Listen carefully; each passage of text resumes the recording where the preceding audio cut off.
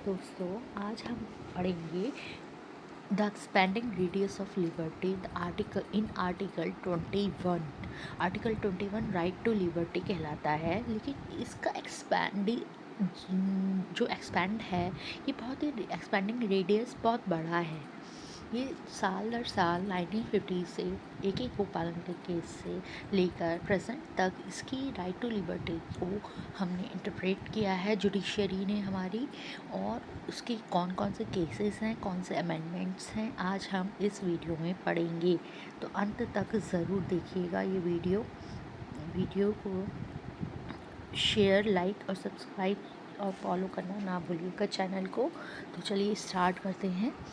देखिए, हमें पता है कि कैसे सिंगल सेंटेंस इवॉल्व हुआ है into the foundation of human rights in India में। ये वाला सेंटेंस कैसे एक्सपेंडिंग रेडियस ऑफ लिबर्टी है। तो मैं आज आपको आर्टिकल 21 की जूरिस्प्रूडेंस मैपिंग, एनालिटिकल मैपिंग समझाऊंगी 1950 से प्रेजेंट तक की। तो देखिए, No person shall be deprived of his life or personal liberty except according to procedure established by law। ये कहता है हमारा आर्टिकल 21, राइट। आर्टिकल 21 कह रहा है, इसमें नो पर्सन क्या है? No person protects both citizens and non citizens. तो ये नो पर्सन किसके अंदर आ गया? आपका प्रोटेक्ट्स बोथ सिटीजन्स हमारे इंडिया के और नॉन सिटीजन्स जो हैं उन पर भी अप्लाई होता है ये आर्टिकल। तो जो प्रोसीजर स्टैब्लिश बाय लॉ है, इसका ये जो फ्रेज़ है वो define an era of judicial interpretation, जो मैं पहले आपको बता रही थी, राइट। सेकेंड समझते हैं। दूसरा हम समझते हैं कि आर्टिकल 21 सिटीज़न पर और स्टेट एक्शन पर कैसा रहेगा, क्योंकि इसमें प्रोसीजर इस्टेब्लिश बाय लॉ कहा गया है जो कि रीज़नेबल होना चाहिए। लेकिन 1950 के केस में रिस्ट्रिक्टिव सॉइल हुआ, जिसके एक पालन वर्सेस स्टेट ऑफ मद्रास का केस कहते हैं। तो 1950 रिस्ट्रिक्टिव सॉइल कहलाता है। एक ही गोपालन वर्सेस स्टेट ऑफ मद्रास का केस है, जिसमें कि एक लिटरल इंटरप्रिटेशन तो दिया गया है आर्टिकल 21 का, लेकिन नैरो वे में दिया गया है। जिसका मतलब क्या है? नैरो वे में कैसे दिया है? Rule that procedure established by law meet any procedure enacted by the legislature. इसमें कोर्ट ने ये हेड किया कि प्रोसीजर स्टैब्लिश बाय लॉ का मतलब कोई भी प्रोसीजर होगा जो कि इनेक्टेड है लेजिस्लेचर के द्वारा। क्रूशली पर इसमें क्या था गलत चीज़, कि जो प्रोसीजर है did not need to be fair होना चाहिए, और डिड नॉट नीड टू, ज़रूरी नहीं कि फेयर हो लेजिस्लेचर जो पास किया गया है। The deprivation of if the deprivation of liberty was valid, अगर डिप्राइवेशन ऑफ लिबर्टी वैलिड है तो फेयर और की ज़रूरत नहीं है। प्रोसीजर्स में यही कह रहा है कि 1950 ने नैरो, आपको 3 पॉइंट्स याद रखने हैं कि नैरो इंटरप्रिटेशन दिया है, रूल किया है कि कोई भी प्रोसीजर स्टैब्लिश बाय लॉ का कोई भी प्रोसीजर हो सकता है जो कि लेजिस्लेचर ने करा है। Crucially, procedure did not need to be fair, procedure जो है ये नीड टू बी फेयर नहीं होना चाहिए, हो सकता है किया गया होगा अगर legislature passed it. if the legislature passed it, the deprivation of liberty was valid। जो लेजिस्लेचर ने जिसको पास किया है इसे, जिस लेजिस्लेचर ने इसे पास किया है, कानून के तहत पास हुआ है। डिप्राइवेशन लिबर्टी मतलब होता है लिबर्टी को छीनना, लिबर्टी को ना देना, वाज वैलिड होगा। ठीक है, आई होप ये क्लियर हुआ होगा।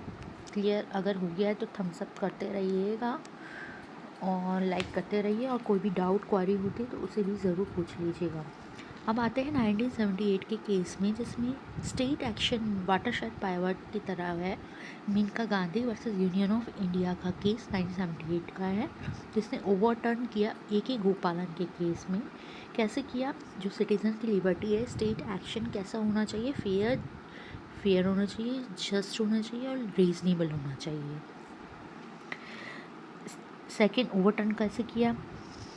established that the right to go abroad falls under personal liberty. अब इस केस में कहा गया है कि इस्टेब्लिश क्या कहा गया है कि the right to go abroad, बाहर जाने का, फॉरेन में जाने का, ये एक पर्सनल लिबर्टी होती है, का राइट है। Right to go abroad under personal liberty में फॉल होता है। रीडिफाइंड लाइफ को भी रिडिफाइन किया the right to live with human dignity से। ये वेरी वेरी इम्पॉर्टेंट है आपका कि राइट टू डिग्निटी का है जो केस, राइट टू डिग्निटी में, नॉट मेयर फिजिकल एग्जिस्टेंस, जो कि के गोपालन ने कहा था कि फिजिकल एग्जिस्टेंस होना चाहिए, ना कि उसकी ह्यूमन डिग्निटी, कोई भी फियर नहीं होना चाहिए। तो ये ह्यूमन डिग्निटी से परे कर दिया है कि नहीं, ठीक है, एक गोपालन केस में। तो ओवरटर्न किस केस में किया गया है, ये आता है क्वेश्चन मेनका गांधी की केस में, राइट। अब जान लेते हैं just a minute,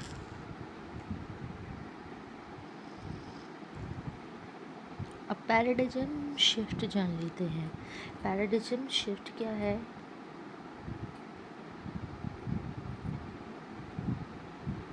paradigm shift, right, dimensions हैं, एक तरफ एक ही गोपालन का केस जो कि 1950 में, एक 1978 का केस है मेनका गांधी का। तो इसमें डिफ्रेंशिएट कैसे कर सकते हैं, कैसे शिफ्ट हुआ, इसका डेफिनेशन ऑफ लॉ के कैसे दी है, इसमें स्कोप ऑफ लिबर्टी कैसे की है, जुडिशियल पावर कैसे दी और प्राइमरी फोकस क्या था, राइट।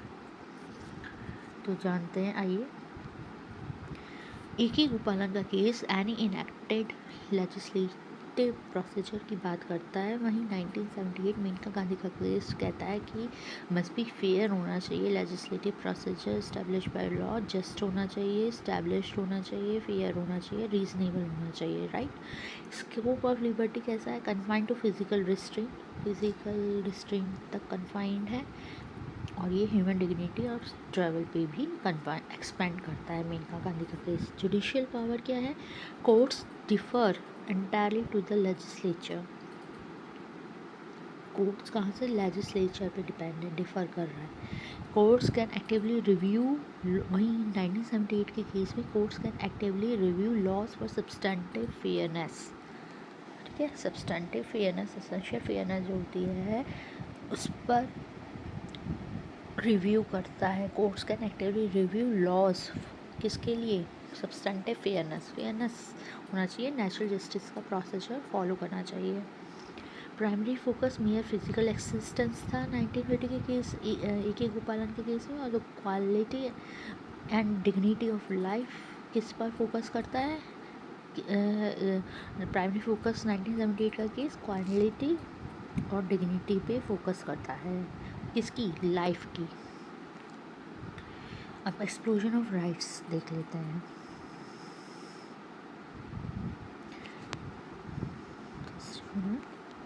एक्सप्लोजन ऑफ राइट्स देखते हैं। पोस्ट 1978, पोस्ट मतलब बाद में, 1978 के बाद में कोर्ट ने यूटिलाइज़ किया कि डिग्निटी मैंडेट होनी चाहिए, ज़रूरी होनी चाहिए to expand article 21 across 3 conceptual frontiers. कौन कौन से कंसेप्चुअल फ्रंटियर्स हैं जान लेते हैं। Procedure justice, the machinery of law, पहला फ्रंटियर। फिर है बॉडीली ऑटोनॉमी एंड प्राइवेसी, जिसे कहते हैं हम सॉवरेनिटी ऑफ द सेल्फ, और social, economic and environment, the conditions of life, ठीक है। 1, 2 और 3 इन पे डिपेंड है, अक्रॉस इस पे करेगा। किसके बाद? मेनका गांधी के केस के बाद, पोस्ट 1978। फ्रंटियर 1 क्या कह रहा है? Justice and basics of life कौन कौन से केसेस में आया और डिफाइन किया गया, वो जानते हैं। देखिए, हुसैन आरा एंड खातून का केस था 1979 का, जिसका राइट था speedy trial and free legal aid दिया गया, जिसका प्रभाव इम्पैक्ट पड़ा गया, इम्पैक्ट मीन्स प्रभाव पड़ा गया कि ensured procedural justice for the incarcerated. Incarcerated का मतलब मैं आपको वीडियो के अंत में बताऊंगी कि इनकार्सिरेटेड का मतलब क्या होता है। तब तक आप नोट करते जाइए कि इनकार्सिरेटेड भी एक मीनिंग है लीगल बुक में, आपको समझाएंगे इस चैनल के through. Ensure procedure justice for the incarcerated के लिए भी प्रोसीजर जस्टिस होना चाहिए, राइट। फ्रांसिस कॉरेल देख लेते हैं। फ्रांसिस कॉरेल के केस देख लेते हैं।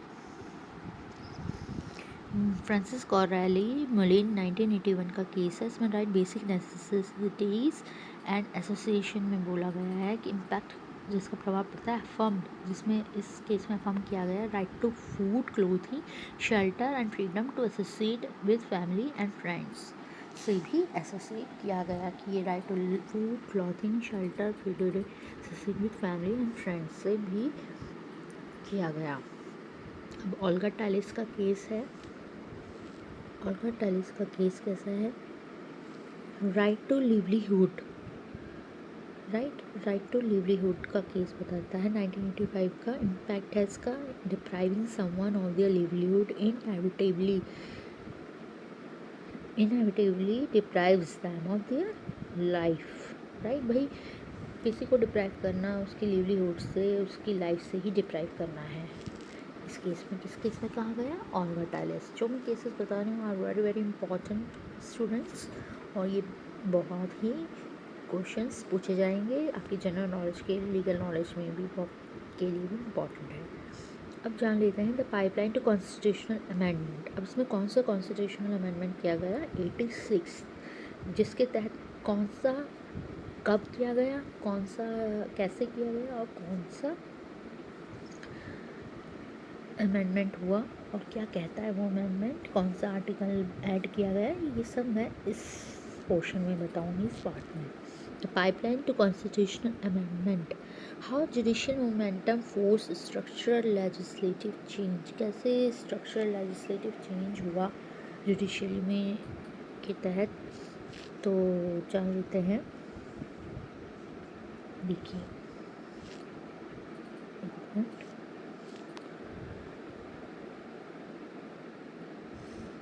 इसमें आता है रूलिंग उन्नी Krishnan versus state of AP 1993 का केस है। इसमें सुप्रीम कोर्ट पढ़ता है कि right to education up to the age of 14 age a fundamental right directly stemming from article 21। Article 21 से ही डायरेक्टली निकलता है राइट टू एजुकेशन, क्योंकि राइट टू लाइफ में राइट टू एजुकेशन भी एक फंडामेंटल राइट बना दिया गया है अप टू एज 14 तक। स्टेप 2 इसमें है catalyst. This binding precedent creates an undeniable mandate for the state to act.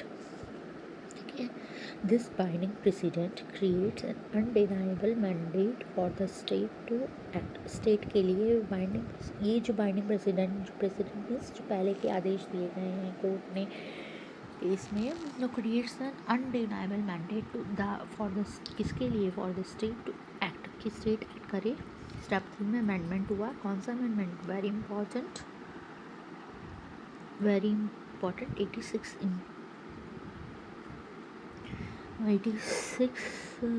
Constitution amendment act 2002 parliamentary permanently inserts article 21 करता है officially guarantee free and compulsory education for children age to 6 to 14 तक कर दिया गया है compulsory education. अब frontier 1 तो ये कंप्लीट हो गया, जो मैंने 3 बताए थे शुरुआत में। फ्रंटियर 1 का एक्सप्लेनेशन मैं करा चुकी हूँ, जिससे समझ में नहीं आया वो क्वारी में पूछ सकता है, जिससे समझ में आ गया उससे वो भी थम्स अप कर दे प्लीज़, लाइक कर दे, शेयर कर दे। फ्रंटियर 2 क्या है? Ecosystems and work places. 3 work place हो गया। इंडिविजुअल लाइफ इसके तहत है, वर्क प्लेस इसके चारों तरफ है, उसके चारों तरफ फिजिकल एनवायरनमेंट है। तो इंडिविजुअल लाइफ कैसे प्रभावित होती है राइट टू लाइफ के तहत इस फ्रंटियर में, इकोसिस्टम वर्क प्लेस पे। तो इसका ये क्वेश्चन MCQ में भी आता है प्री में जुडिशरी के, कि Vishakha versus state of Rajasthan 1997 का केस है, जिसमें हेल्ड किया है कोर्ट ने कि सेक्सुअल हैरेसमेंट वर्क प्लेस पे वॉलेट करता है वुमेन की right to equality, life and dignified working conditions. जिससे क्या होता है, binding supreme court guidelines to prevent harassment resulted, जिसका क्या होता है, रिजल्ट निकलता है बाइंडिंग सुप्रीम कोर्ट गाइडलाइन जो दी गई है इस केस में टू प्रिवेंट हैरेसमेंट, वो फॉलो की जानी चाहिए। MC Mehta versus Union of India 1987 का केस है। इसमें भी कहा गया establish the principle of absolute liability. इसमें क्या दिया गया, एब्सोल्यूट लायबिलिटी। ऐसे केस दे दिए जाएंगे, किस केस में एब्सोल्यूट लायबिलिटी का प्रिंसिपल हेल्ड किया, तो आप लिखेंगे MC Mehta versus Union of India. Sexual harassment का केस किस वर्क प्लेस पे के अगेंस्ट दिया गया है, वर्क प्लेस पे विशाखा वर्सेस किस केस में दिया गया है, तो Vishakha versus state of Rajasthan कहेंगे आप। MC Mehta versus Union of India 1987 Shriram gas leak भी कहते हैं जिसे। Establish the principle of absolute liability, ruled that the right to clean and healthy environment is an inseparable part of Article 21. Article 21 तहत the right to life है, उसके तहत ये भी आता है कि rule that the right to clean and healthy environment होना चाहिए, जो कि inseparable part है Article 21 का। आई होप यहाँ तक क्लियर होगा।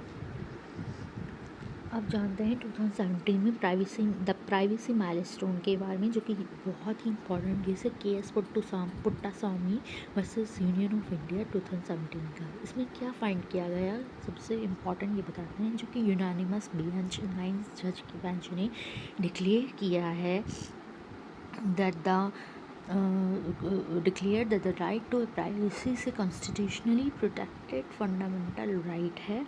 राइट टू प्राइवेसी को भी ऐड किया गया आर्टिकल 21 में, protected fundamental right intrinsically tied to article 21 में के तहत भी आता है right to privacy. Significance, this ruling laid the modern ground work for protecting the inner life and autonomy of the citizen against the increasingly digital state. अब digitalisation हो गया है, सब चीज़ें पता चल जाती हैं, तो इसके तहत इसको मॉडर्न ग्राउंड वर्क प्रोटेक्ट किया गया इनर लाइफ और ऑटोनॉमी की किसकी, सिटीज़न की, अगेंस्ट एन इंक्रीजिंगली किसके खिलाफ, इंक्रीजिंगली डिजिटल स्टेट के खिलाफ। स्पेक्ट्रम ऑफ ऑटोनॉमी, अब थर्ड है स्पेक्ट्रम ऑफ ऑटोनॉमी, ठीक है। जोसेफ शाइन का केस 2018 में जो बताया गया है, Joseph Shine X versus principal secretary 2022, और कॉमन कॉज केस में जोसेफ स्ट्रक डाउन कर दिया था IPC सेक्शन 497 में अडल्ट्री में, stated it treated women as property violating dignity and autonomy. Joseph Shine में अडल्ट्री को स्ट्रक डाउन कर दिया है, जिसके तहत उन्होंने स्टेट किया कि ट्रीटेड प्रॉपर्टी की 497 स्ट्रक डाउन क्यों किया गया, क्योंकि वुमेन को प्रॉपर्टी की तरह ट्रीट करते हैं हस्बैंड लोग, और वायलेटिंग डिग्निटी, जिससे उसकी डिग्निटी वुमेन की और ऑटोनॉमी वायलेट होती है। Expanded reproductive autonomy X versus principal secretary में, जिसमें कहा गया है रूल्ड अबॉर्शन डिसीजंस, रूल क्या कहा गया कि abortion decisions are insensitive, article 21 है। Noting to the distinction between married and unmarried women is artificial. ये भी बहुत ही इम्पॉर्टेंट है केस 2022 का, जिसमें जिनसे कहा गया है कि ये अबॉर्शन डिसीजंस जो होते हैं इंट्रिंसिक है अंडर आर्टिकल 21।